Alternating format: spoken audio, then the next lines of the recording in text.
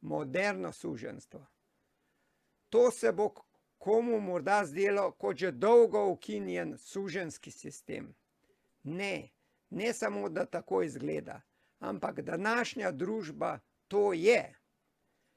Ves svet se danes formalno organizira v takšen sistem, kjer bo največji del človeštva delal in ustvarjal za majhno in izbrano elito bankirjev in njihovih izvršnih menedžerjev, ki jim v svobodnem besednjaku pravimo menedžerji. Ste opazili, koliko bankirjev odpira šole za mednarodne menedžere in tako imenovane finančne strokovnjake? Očitno, če je vsak državljan na planetu v dolgovih, če je v dolgovih vsako podjetje, vsaka država, kje so potem ti bankirji našli denar, ki so nam ga posodili? Nikjer ga niso našli. Izumili in natiskali so ga, vrednost pa mu dajejo posamezniki in države, ki se zadolžujejo za ničvredne papirje, ki pa postanejo zelo vredni, ko ne moreš odplačati dolga.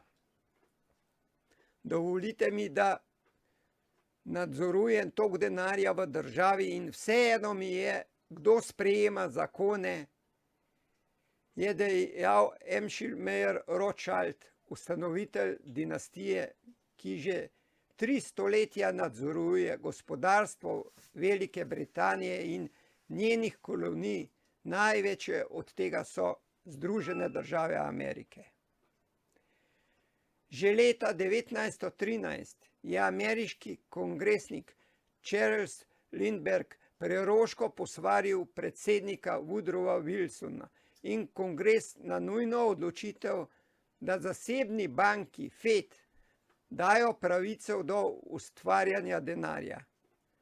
Ko predsednik podpiše to odločitev, bo legaliziral nevidno vlado, sestavljeno iz močnih bančnikov.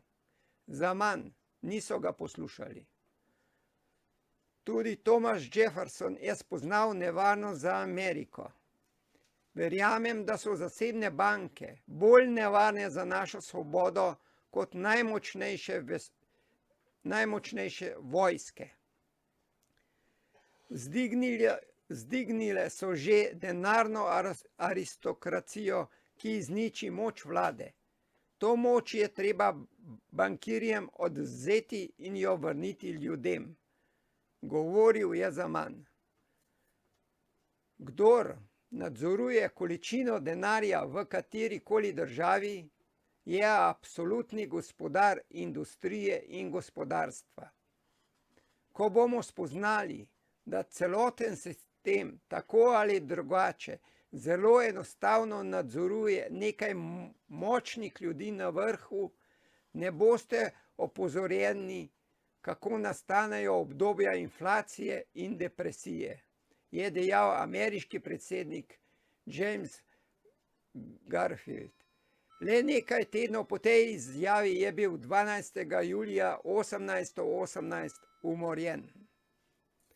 Predsednika Abrahama Lincolna in Johna F. Kennedyja sta poskušala izvesti denarne reforme, ki bi vrnile denar državnim institucijam. Pri tem so oba onemogočili na enak način, z atentatom.